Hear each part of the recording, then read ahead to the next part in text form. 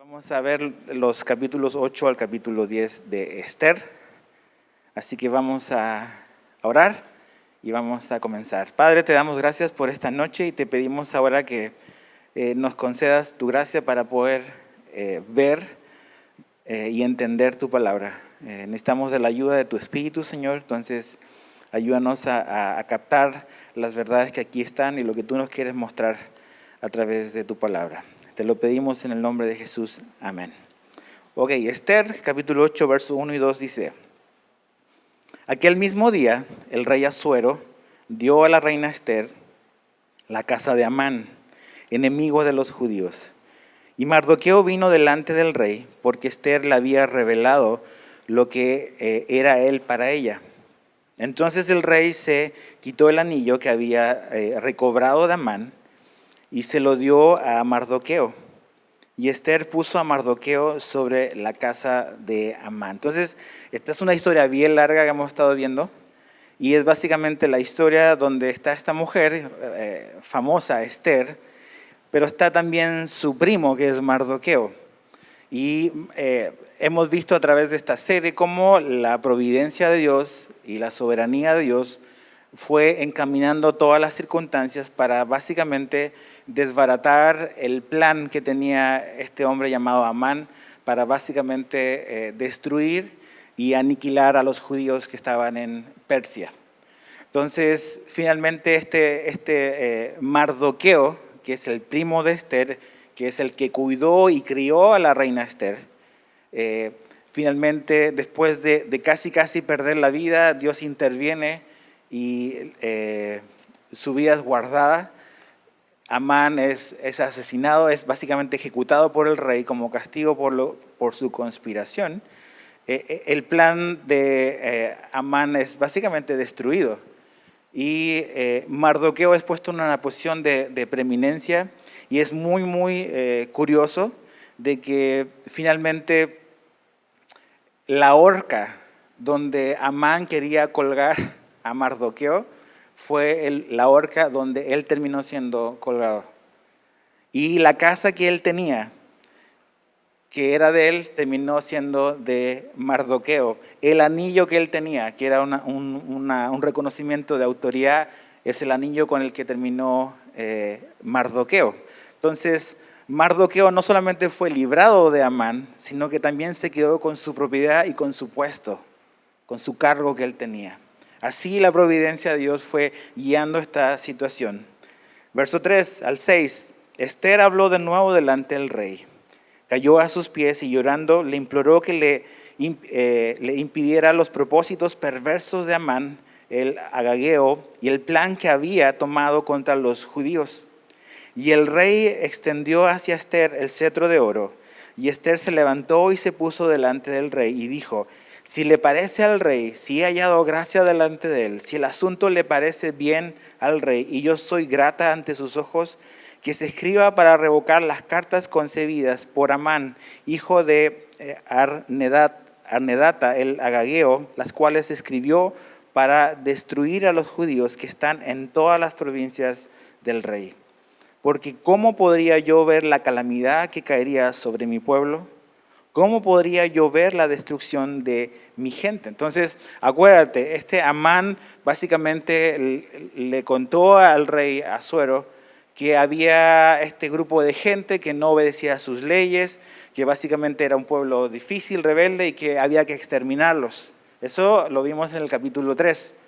De hecho, es bueno que lo leamos. Mira, ver rápido al capítulo 3, nada más es para tener una idea de cuáles eran las intenciones de este hombre de Amán. Esther 3, verso 8 y 9. Esther, capítulo 3, verso 8 y 9. Dice: y Amán dijo al rey Asuero: hay un pueblo esparcido y diseminado entre los pueblos en todas las provincias de tu reino. Sus leyes son diferentes de las de todos los demás pueblos y no guardan las leyes del rey, así que no conviene al rey dejarlos vivos. Si al rey le parece bien que se decrete que sean destruidos, y yo pagaré 340 toneladas de plata en manos de los que manejan los negocios del rey, para que los pongan en los tesoros del rey. Y baja hasta el verso 13 del mismo capítulo 3. Se enviaron cartas por medio de los correos a todas las provincias del rey para destruir, matar y exterminar. Muy, muy claro el lenguaje. Destruir, matar y exterminar a todos los judíos, jóvenes y ancianos, niños y mujeres, en un solo día, el día 13 del mes 12, que es el mes de Adar, y sus posesiones dadas al saqueo. Entonces, eso se promulgó este edicto hace 2 meses atrás, más o menos de donde estamos leyendo ahora. Han pasado 2 meses y finalmente ese edicto del rey está todavía vigente. Ya Amán ya no está, fue enjuiciado y fue ejecutado por orden del mismo rey, pero ese edicto está aún vigente. Ahora, todavía no viene la fecha en que ese edicto se va a ejecutar. Faltan todavía 9 meses más para que llegue la fecha de caducidad donde este plan de Amán se iba a ejecutar. Entonces, Esther con valentía va delante del rey Asuero y básicamente abiertamente le pide que él pueda como que revocar el edicto que él mismo emitió, ¿no? Que fue básicamente emitido por influencia de este hombre perverso, de Amán, como acabamos de leer. Entonces todavía no ha venido la ejecución, el exterminio de los judíos, vienen unos meses más, pero Esther está viendo de cómo poder revertir eso, revertir el intento de exterminio de los judíos que estaban en Persia. Y vemos algo muy importante, algo que no debemos de como que soslayarlo, y es que Esther es valiente. Esther no era la única esposa que tenía el rey Asuero, y era un riesgo para ella, como vimos en su momento, el ir y pedirle cosas. Pero a pesar de que hay este edicto en contra de los judíos y que los judíos tienen esta imagen que Amán quiso como que inculcarle al rey de que es una raza que hay que destruir, que vamos a exterminarlos, ella no tiene ningún temor en identificarse a sí mismo como una judía. Entonces, lo más cercano que hemos tenido a eso en la historia es lo que ocurrió en el Holocausto de Hitler, de cómo los judíos fueron sistemáticamente perseguidos para hacer esta limpieza étnica. No fueron el único grupo, pero fue el grupo mayoritario, donde 6 millones de judíos murieron. Entonces, en esa época era todo un asunto de identificarte como judío y te ponían una estrella David para tenerte fichado de que eras uno de esos. Pero esta mujer, a pesar de que hay un edicto vigente que ve a los judíos como una amenaza, ella no tiene ningún temor en abiertamente identificarse como judía. Y creo que eso es importante, ver que no podemos esconder lo que somos y llevándolo a nuestra vida como cristianos. Como cristianos no podemos ser de la secreta. No se trata de simplemente andar como que diciéndole a todo el mundo que yo soy un cristiano, pero es cómo vivimos, las cosas que decimos. No podemos estar ocultos. Nuestra fe es personal, pero no es privada. Dios nos llama a vivir una fe que sí es personal, pero también vivirlo en el ámbito público. En todo lo que hacemos, nuestra fe se ve, y Esther es un buen ejemplo de eso. Ahora sigamos leyendo. Verso 7 al 8. Dice, entonces el rey Asuero dijo a la reina Esther y al judío Mardoqueo, miren, he dado a Esther la casa de Amán y a él lo han colgado en la horca porque extendió su mano contra los judíos. Ustedes pues escriban acerca de los judíos como les parezca bien, en nombre del rey, y séllenlo con el anillo del rey. Porque un decreto que está escrito en nombre del rey y sellado con el anillo del rey no puede ser revocado. Entonces, básicamente aquí hay una buena y una mala. Y es básicamente gira en que lo que el rey ya promulgó no se puede revocar. Entonces, él dice, yo no puedo echarme para atrás, yo no puedo revocar ese edicto que ya está.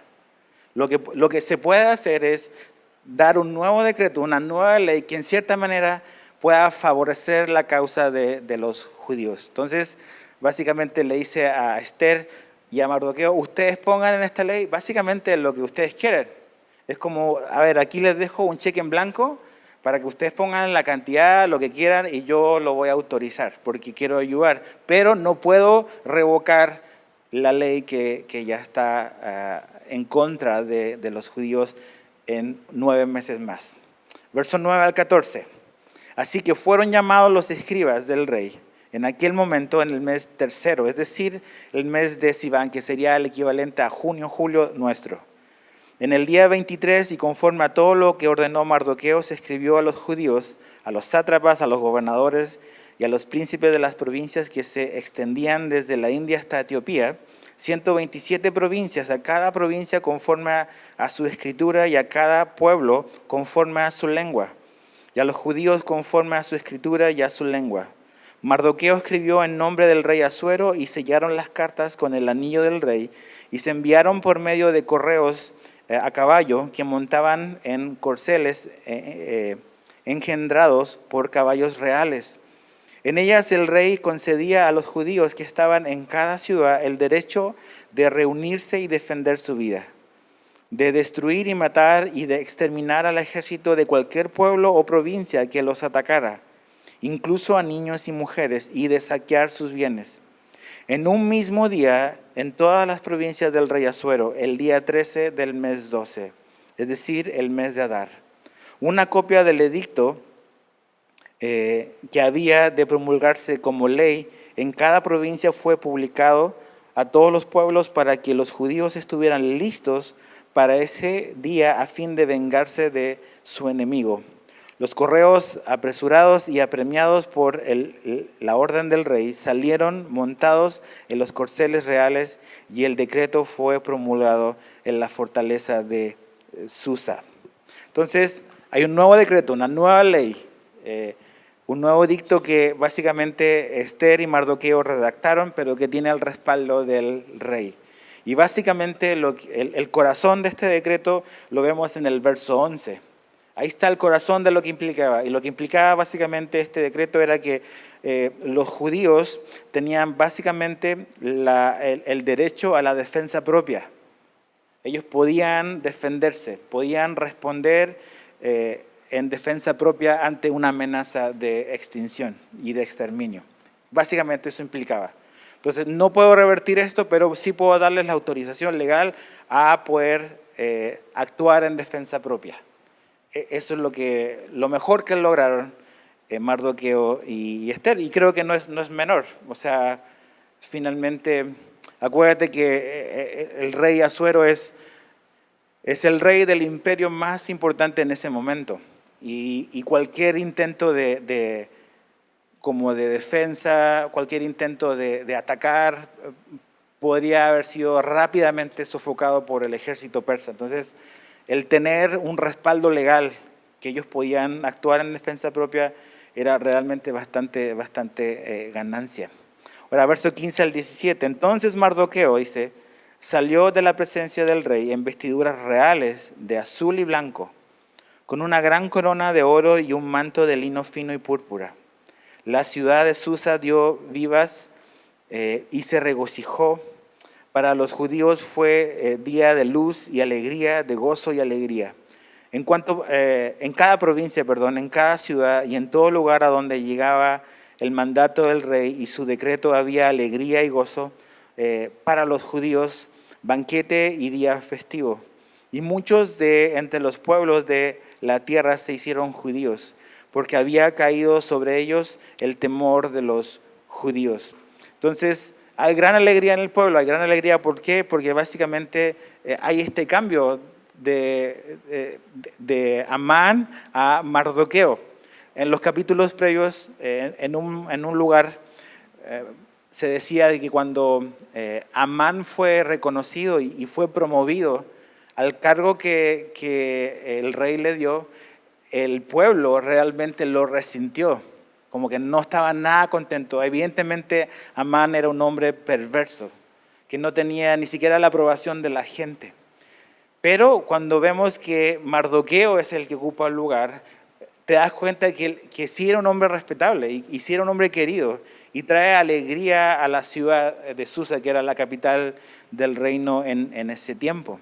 Entonces la gente está alegre porque Mardoqueo, una nueva figura que básicamente sería como quizás el equivalente al primer ministro, es el segundo hombre después del rey Asuero, es un hombre que es muy diferente a Amán el perverso.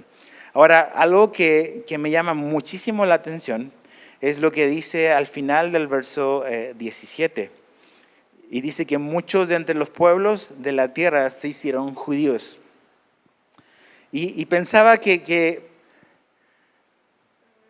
la providencia de Dios, o sea, la mano soberana de Dios, el favor de Dios hacia su gente, hizo que muchos quisieran convertirse al judaísmo. Y eso lo encuentro asombroso. Que el ver cómo de una manera tan increíble, tan asombrosa, tan sobrenatural, cómo esta trama y este plan para exterminar no a una persona, sino exterminar a un grupo étnico, fue desbaratado así. Y el cabecilla, el cerebro detrás de esto, fue así, tremendamente avergonzado. Eso trajo y provocó un anhelo en la gente de venir a una relación con Dios como ellos lo tenían. Y pensaba en eso, en nuestra vida, y es cómo ve la gente de afuera nuestra vida como cristianos. O sea, nuestra vida resulta como atractiva a alguien que nunca ha oído nada del Evangelio, que no conoce nada, a lo mejor, o no conoce mucho de la Biblia. Cuando ve nuestra vida, cuando ve la manera en la que vivimos, la gente como que tiene ganas de conocer al Salvador que adoramos o causamos como que repulsión en lugar de atracción. Entonces, creo que es muy importante, me llama mucho la atención que la mano bondadosa de Dios sobre su gente hizo que mucha gente se convirtiera al judaísmo. Interesante. Capítulo 9, verso 1 al 4. Dice, en el mes 12, es decir, el mes de Adar, ya han pasado varios meses. Dice, el día 13, cuando estaban para ejecutarse el mandato y edicto del rey, el mismo día que los enemigos de los judíos esperaban obtener dominio sobre ellos, me encanta esta frase, sucedió lo contrario. Sucedió lo contrario, porque fueron los judíos los que obtuvieron dominio sobre los que los odiaban. Se reunieron los judíos en sus ciudades por todas las provincias del rey Asuero para echar mano a los que buscaban hacerles daño. Nadie podía oponérseles porque el temor de ellos había caído sobre todos los pueblos. Y todos los príncipes de las provincias, los sátrapas, los gobernadores y los que manejaban los negocios del rey ayudaron a los judíos, porque el temor a Mardoqueo había caído sobre ellos. Mardoqueo era grande en la casa del rey, y su fama se había extendido por todas las provincias, porque Mardoqueo se engrandecía más y más. Y no es un asunto de que Mardoqueo es un tirano como lo era Amán, porque al final vamos a ver que el testimonio que él tenía era un buen testimonio, era admirado y querido por la gente. Entonces no es como que el terror de Mardoqueo, por eso vamos como que a cooperar, ¿no? Porque pues ni modo. No, es al contrario. Pero aquí veo algo muy interesante, veo la victoria judía básicamente, la victoria sobre sus enemigos. Sus enemigos esperaban, como dice aquí, tener dominio sobre ellos, pero sucedió lo contrario. Sucedió todo lo contrario a lo que Amán había pensado, todo lo contrario a lo que Amán había tramado. Todo lo que esta gente básicamente quería, que era hacer esta limpieza étnica de los judíos, todo salió y sucedió lo contrario. ¿Por qué? ¿Se acuerdan que cuando comenzamos a estudiar el libro de Esther dijimos que es el único libro, junto con el Cantar a los Cantares, en el cual el nombre de Dios no aparece explícitamente nombrado? Ahora, eso no significa que Dios está ausente de la escena y de todo lo que hemos visto acá. Dios actuó de una manera soberana, de una manera invisible, si pudiésemos incluso decirlo, para liberar a los judíos, para liberar a su gente. Dios usó y levantó y colocó en lugares estratégicos a Mardoqueo, a Esther, incluso al rey Asuero. También nos damos cuenta que aquí que la victoria está también influenciada porque incluso los mismos líderes persas ayudaron, los que tenían recursos, ayudaron a la causa de los judíos. También vemos que de una manera sobrenatural, muy probablemente, Dios puso temor en el corazón de sus enemigos. Dice que el temor se apoderó de ellos. Entonces, todas esas cosas que la gente a veces dice, no, eso es casualidad. ¿Seguro? Tienes que volver a leer Esther. No, es casualidad, es suerte, qué buena suerte. No, esto no es buena suerte. Entonces, ¿por qué sucedió lo contrario? Porque providencialmente Dios intervino a través de situaciones muy concretas y muy obvias, que era su mano moviendo las cosas, para que su pueblo, su gente, fuera preservada su vida. Entonces, ahora a los judíos les correspondía hacer lo que ellos tenían que hacer. Básicamente, acuérdense, el decreto era, vamos a exterminar a los judíos en el mes 13 y ¡pum!, vamos a saquearlos, van a morir todos. El edicto de Esther con Mardoqueo fue, el rey nos autoriza a defendernos. Vamos a usar nuestras armas para protegernos, defensa propia. Ok, entonces, quiero que veas esto, Dios actúa providencialmente moviendo circunstancias en la vida de su gente. Eso no quiere decir de que su gente no tenga que hacer nada. ¿Ok? Es lo mismo que cuando los judíos o el pueblo de Dios entró a la tierra prometida. Dios le dio ese pedazo de tierra a ellos, pero ellos tenían que ir y tomarla. Y tomar esa tierra iba a implicar luchar con los enemigos. Entonces, a lo que voy es esto, Dios hace cosas con su gente y Dios actúa en favor de su gente y Dios hace muchas cosas a nuestro favor. Pero eso no significa que dentro del plan de Dios tú y yo no participamos en algún aspecto. Hay cosas que tenemos que ir y tomar. Hay cosas por las cuales vamos a tener que poner nuestro pie y vamos a tener que salir a enfrentar lo que haya que enfrentar. No es nada más, Dios va a hacer todas las cosas. En la historia de Israel hay momentos donde Dios hizo todo y ellos no hicieron absolutamente nada. Hay otros momentos en la historia de Israel en el Antiguo Testamento donde Dios hizo gran parte de las cosas y ellos cooperaron y participaron de una parte muy mínima, pero aún así participaron. Y esto es lo mismo. Dios ha estado moviendo las cosas para sacar a la luz este plan, este complot para asesinarlos, para exterminarlos, pero aún así ellos tienen que ir y pelear ahora.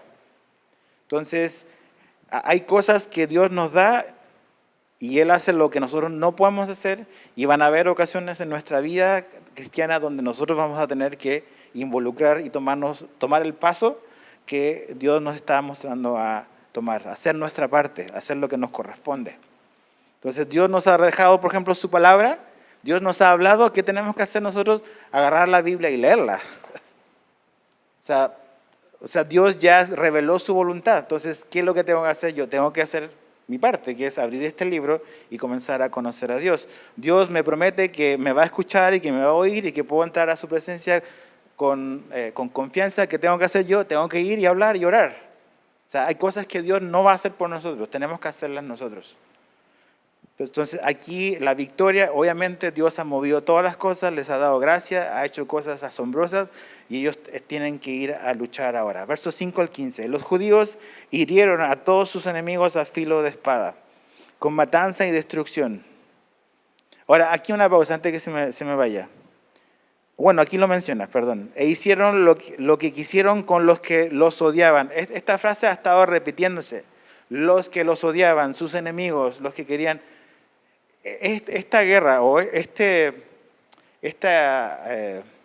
plan armado es simplemente un asunto de defensa propia, ¿ok? Es gente que literalmente los odia y los quiere exterminar a todos. No es un asunto de los judíos son los opresores y los persas son los oprimidos. Es al revés. Entonces, ellos simplemente están actuando en defensa propia porque esta gente que los odiaba, o un grupo de esta gente que los odiaba, buscaba su destrucción. Verso 6. En la fortaleza de Susa los judíos mataron y destruyeron a 500 hombres. Y también a Parsandata, que hay nombres bien curiosos, Dalfón, Aspata, Porata, Adalía, Aridata, Parmasta, parecen nombres italianos, Arisai, Aridai y Baisata, los 10 hijos de Amán. Ahí hay alguien que conocemos, Amán, hijo de Amedata, enemigo de los judíos, pero no echaron mano a sus bienes. Aquel mismo día comunicaron al rey el número de los que fueron muertos en la fortaleza de Susa. Y el rey dijo a la reina Esther: en la fortaleza de Susa los judíos han matado y exterminado a 500 hombres y los 10 hijos de Amán. ¿Qué habrán hecho en las demás provincias del rey? ¿Cuál es tu petición ahora? Pues te será concedida. ¿Qué más quieres? También te será hecho. Entonces Esther dijo: si le place al rey que mañana también se conceda a los judíos que están en Susa hacer conforme al edicto de hoy, y que los 10 hijos de Amán sean colgados en la horca. El rey ordenó que así se hiciera, y un edicto fue promulgado en Susa, y los 10 hijos de Amán fueron colgados.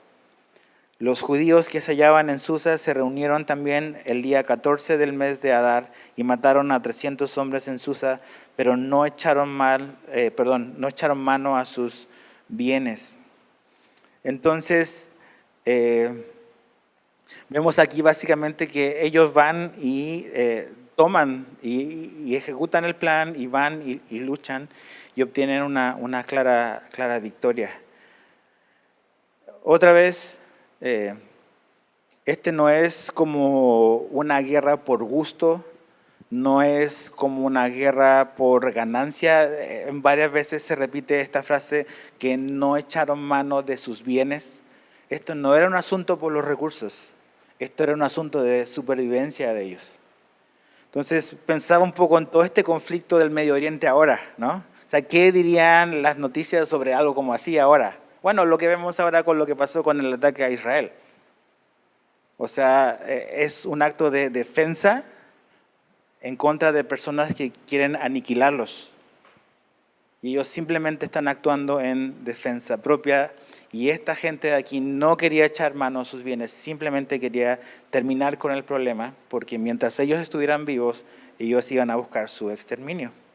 Entonces, algo muy interesante es que los 10 hijos de Amán son colgados, y en este tiempo, y los reyes hacían estas cosas público para decir: hey, aguas, o sea, si estás con la gente equivocada, eso es lo que te va a pasar.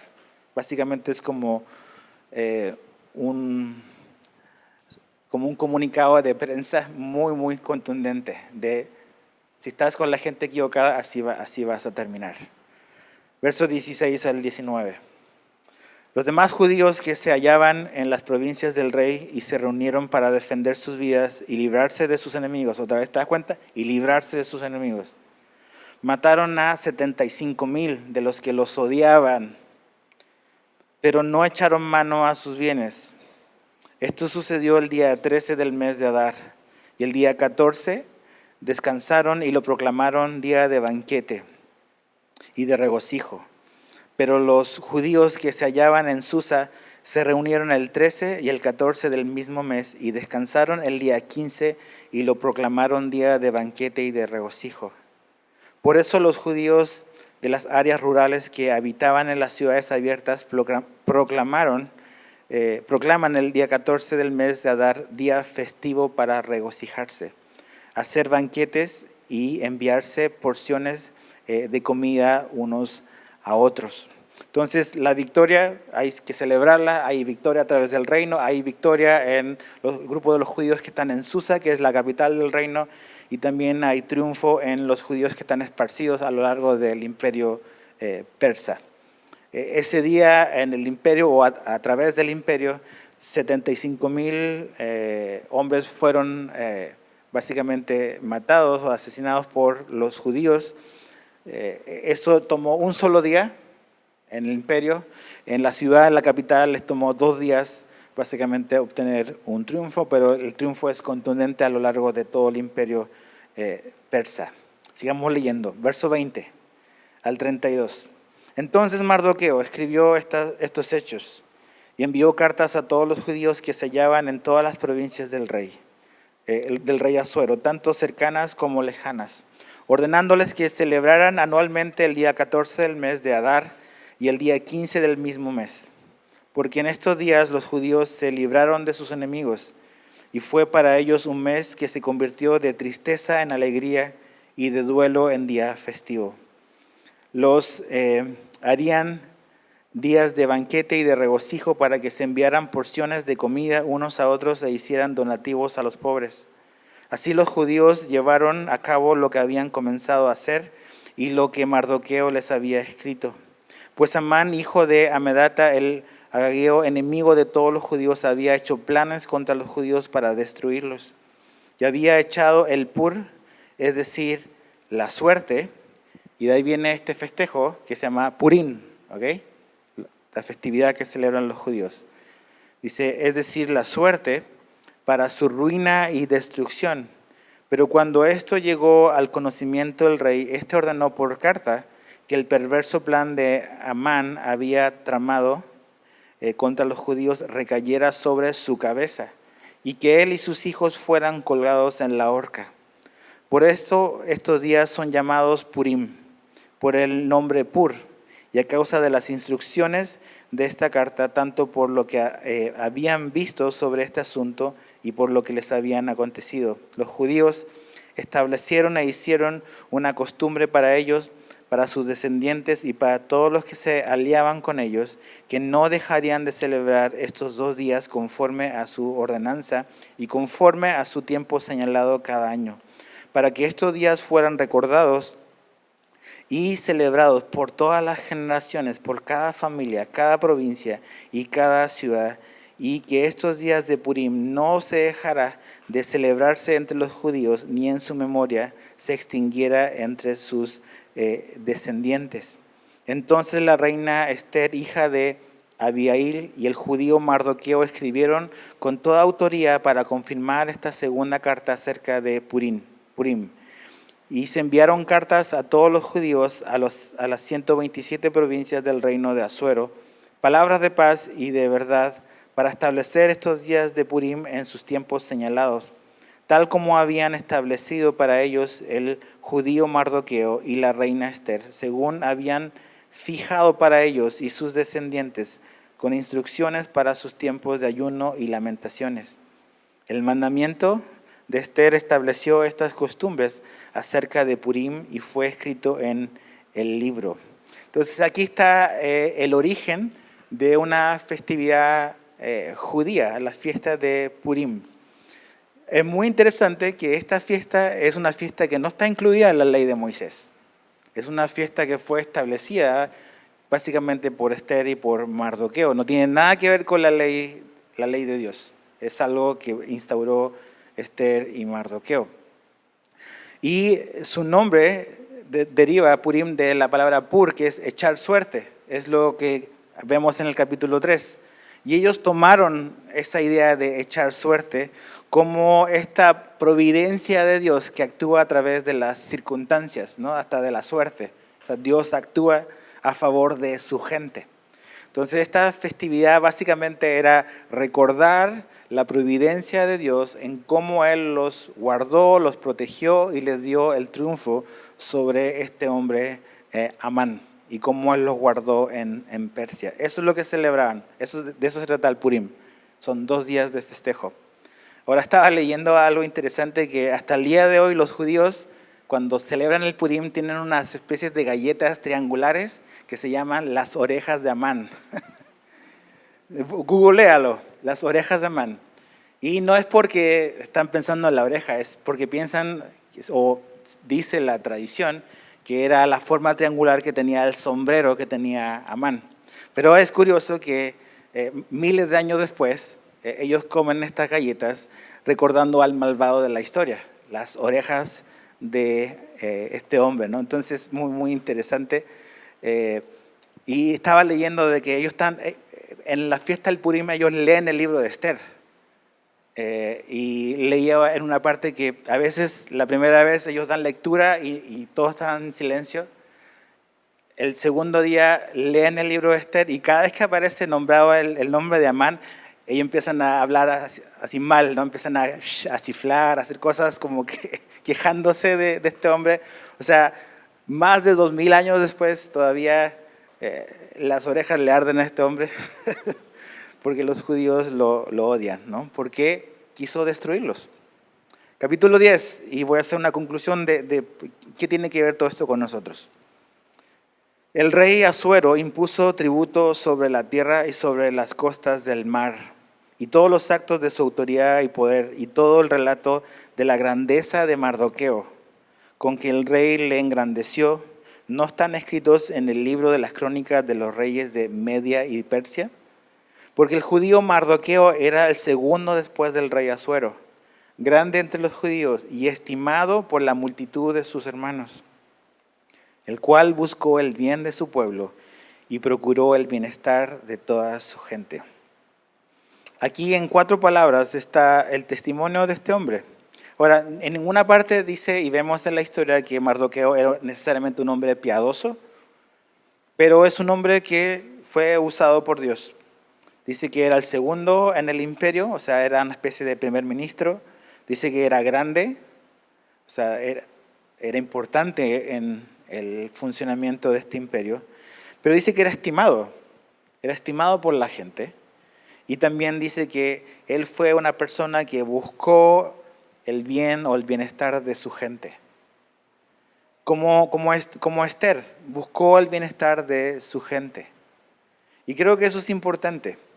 Ahora, ¿por qué este libro es importante? Por 2 cosas que quiero que reflexionemos. Como dije hace un rato, Esther es un libro donde el nombre de Dios no aparece mencionado en ninguna parte. Pero aunque no se vea la imagen, Dios nunca está ausente de lo que sucede en su mundo, ni de lo que ocurre con su gente. Nunca Dios está ausente. En esta historia, las huellas dactilares de Dios están por todas partes, en todas las circunstancias que pasaron. ¿Y por qué a veces como que nos confundimos? Porque en el Antiguo Testamento vemos que Dios muchas veces en la historia de su gente, como en el Éxodo, Dios actuó en su favor haciendo cosas sobrenaturales y haciendo cosas que todos vieron así evidentemente, fenómenos naturales, milagros extraordinarios. Y a veces pensamos que esa es la única manera en la que Dios obra, pero no es la única manera en la que Dios obra. A veces lo sobrenatural de Dios se ve muy natural. Dios también actúa así. Entonces, lo sobrenatural de Dios se ve muy natural en su gran historia, en la gran historia de Dios. ¿Cómo podemos ver la providencia de Dios? Así tú dices, eso es demasiada coincidencia. La destitución de Vasti, la reina Vasti, la ascensión de Esther, el descubrimiento del complot de asesinato, los planes malvados de Amán, la mediación de Esther. Y esto es una de las que encuentro más asombrosa. La noche de insomnio del rey. ¿Qué onda con eso? El rey está con insomnio y dice, voy a agarrar un libro, y empieza a agarrar el libro y ahí estaba que lo que Mardoqueo había hecho y que nadie lo había recompensado. O sea, neta, de verdad, como que eso es casualidad. Es asombroso. O sea, una noche de insomnio del hombre más poderoso del mundo está guiado por la mano invisible de Dios. La llegada de Amán justo cuando el rey quiere recompensar a Mardoqueo. La caída de Amán sobre Esther, y justo que el rey entra cuando Amán se está cayendo encima de la reina y el rey no lo puede creer, se enfurece. Todos esos detalles que son tan insignificantes, a lo mejor todas esas son las huellas dactilares de Dios, obrando a favor de su gente. Entonces, ¿Qué principio podemos entender de esto? Es lo que Pablo escribe en Romanos 8:28, que todas las cosas ayudan a bien o para bien para los que aman a Dios, para los que han sido llamados conforme a su propósito. O sea, este grupo, esta nación, es importante. Es el pueblo escogido de Dios. Dios eligió un hombre llamado Abraham, le prometió una descendencia que iba a ser más grande que las estrellas que él podía contar, pero que a través de su familia él iba a bendecir a todas las naciones del mundo. Entonces Dios simplemente está cumpliendo lo que él le prometió. Entonces, a veces tú dices, ok, yo no veo a Dios haciendo grandes milagros a lo mejor en mi vida. Y dices, entonces Dios no está interesado. Porque pensamos así. Pensamos en que Dios, la única manera en la que Él obra es a través de cosas sobrenaturales, cosas espectaculares, cosas que son más allá de lo que a lo mejor nuestra mente puede razonar. Pero lo que nos muestra precisamente la historia de Esther es que Dios obra a través de circunstancias y situaciones diarias que incluso pueden parecer muy domésticas para que su voluntad se cumpla. Ahí también podemos ver la mano de Dios. Dios nunca está ausente de su creación y nunca está ausente de su gente. Y esa es una verdad de que debe de darnos seguridad y debe de darnos paz. O sea, claramente en el Nuevo Testamento, Romanos 8:28, Dios nos dice que todas las cosas Él las va a usar para cooperar para nuestro bien, porque hemos sido llamados por Dios. Otra cosa muy importante, segunda verdad que creo que es importante en el libro de Esther, es que Dios se mantiene fiel a su pacto. ¿Okay? Dios se mantiene fiel a su pacto aun cuando no se le vea. Dios se mantiene fiel a su pacto aun cuando no se le vea. ¿Ve a quién? A Él. ¿Por qué digo esto? Este hombre que yo mencioné hace un rato, Abraham, Dios lo llama y le dice, te voy a dar una descendencia y voy a bendecirte a ti y voy a bendecir a tu descendencia y a todas las naciones del mundo. Pero cuando Dios hace un pacto y le da el llamado a Abraham, Dios le hace una promesa. Génesis 12, del 1 al 3. Y el Señor dijo a Abraham, vete de tu tierra, de entre tus parientes y de la casa de tu padre, a la tierra que yo te mostraré. Haré de ti una nación grande y te bendeciré. Engrandeceré tu nombre y serás bendición. Pero fíjate el verso 3. Bendeciré a los que te bendigan y al que te maldiga, maldeciré. En ti serán benditas todas las familias de la tierra. Y esa es una promesa que Dios le dio a Abraham y a su descendencia. ¿Y qué estamos viendo en la historia de Esther? Estamos viendo que Dios guarda su palabra, guarda su pacto. Yo voy a maldecir a todos los que te maldigan a tu descendencia. Voy a actuar a tu favor. Entonces, Dios se mantiene fiel a lo que promete. Eso también nos debe dar paz a nosotros. Dios cumple absolutamente todas sus promesas. Todas. Aunque no lo veamos. Aunque no veamos evidentemente que Dios está hablando, Dios cumple todas sus promesas. Y eso es lo que hizo en los tiempos de Mardoqueo y de Esther. Ahora, la historia de Israel no solamente vemos que Dios cumple sus promesas, Dios cumple todas sus promesas y también cumplió sus advertencias también en contra de ellos mismos.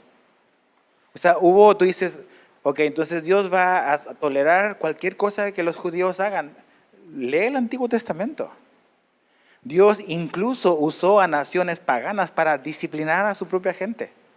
Entonces, no es esta idea de que Dios va a maldecir a todos los que se oponen a los judíos, no importa lo que los judíos hagan. No. Dios usó a naciones extranjeras incluso para traer disciplina a su propia gente. Pero Dios les hizo una promesa y Él va a guardarla. ¿Por qué? Porque Él cumple lo que dice. Entonces podemos confiar en lo que Él nos ha prometido también a nosotros. Y la última cosa, están todos festejando, hay alegría, hay paz al menos temporalmente, pero siguen estando en el exilio, al menos Mardoqueo y Esther. Y un día Mardoqueo y Esther murieron. Murieron. Entonces, ¿por qué generalmente cuando terminamos cada libro del Antiguo Testamento tiendo a volver a repetir lo mismo? Porque la Biblia es un solo libro, es una sola historia. Y en cada libro vemos lo mismo. Y es que hay tiempos malos, hay cosas difíciles que pasan, vienen personas que son usadas por Dios, hay una mejoría, hay bonanza, pero mueren. Todos mueren. ¿Por qué? Porque son simples humanos, como tú y yo. Finalmente, lo que la humanidad estaba esperando era Jesucristo. Él es el Rey que va a venir y va a traer completa paz para siempre. Siempre que leas la Biblia tienes que verlo a la luz de eso. No son libros separados, es una sola historia que básicamente es el camino desde Génesis 3:14, cuando Dios dice que va a venir un descendiente de la mujer que va a aplastar la cabeza de la serpiente. Y toda la historia del Antiguo Testamento se trata de eso. ¿Será este el hombre que va a venir? Estaba leyendo en mi tiempo esta semana la historia de Noé. Y en Génesis 5:29 dice, y le puso por nombre Noé, diciendo, este nos dará descanso de nuestra labor y del trabajo de nuestras manos por causa de la tierra que el Señor ha maldecido. Cuando Noé nació, sus papás pensaron, a lo mejor este es el hombre que va a venir a darnos descanso que perdimos en el Edén. Y esa ha sido la historia de todo el Antiguo Testamento. ¿Será este el hombre que va a venir a darnos descanso? Y no, descanso temporal. ¿Hasta qué? Hasta que vino Cristo. Y que dijo, vengan a mí los que están cansados y trabajados, yo lo voy a hacer descansar. Entonces, de eso se trata la Biblia, familia. Todo es simplemente una sombra de lo que nuestro Rey Jesús vino a hacer y vendrá a darnos cuando Él establezca su reino aquí.